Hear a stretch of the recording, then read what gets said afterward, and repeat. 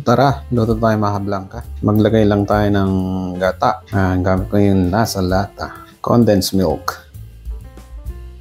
Cream. Kahit anong cream, pwede yan. Thick cream nga pala yung gamit ko. Sweet corn or corn kernel. Cream corn. Optional lang to guys. Kahit wala na ito, pwede lang din. Nalagay din tayo ng asukal. Konting asin.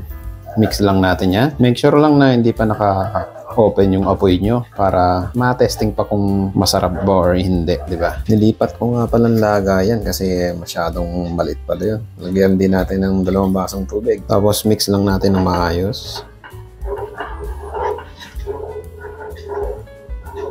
Yan, tas gawa lang tayo ng slurry. May 1 cup of flour ako dito. Around 100 grams. Lagyan din natin ng 1 latang evaporated milk. Pwede rin kayong gumamit ng tubig lang dito kung low budget. Pero mas masarap talaga kapag kompleto ang recipe mo dito. Mix lang natin yan. Make sure lang na mahalo ng maayos yan para hindi siya magbuo-buo mamaya.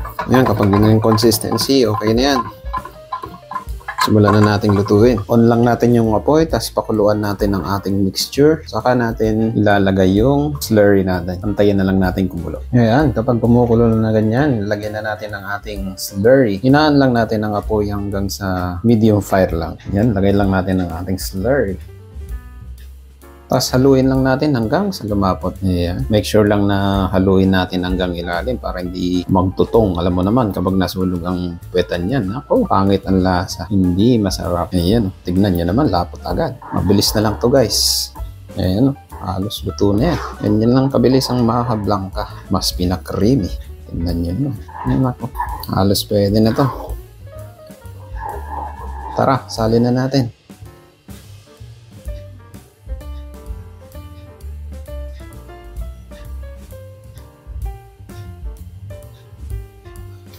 Yan, flat lang natin. Ayun, siyempre, gagagaran lang natin ng cheese yan.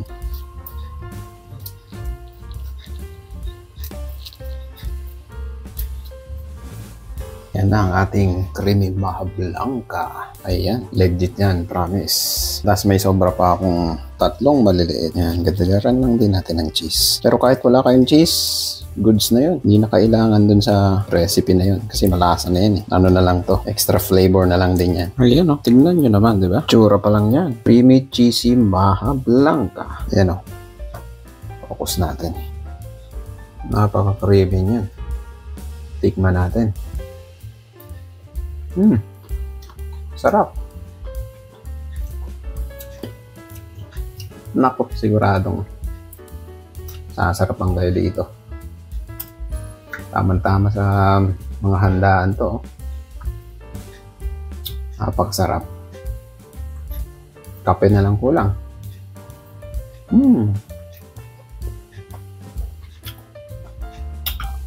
Sakto yung pagkabasa. Ano pang hinihintay nyo?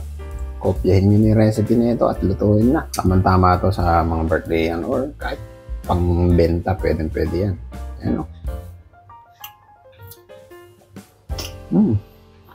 Silipin ang recipe sa aking YouTube channel. Follow nyo rin ako sa TikTok, YouTube, Facebook, Instagram. Dahil dyan, maraming salamat.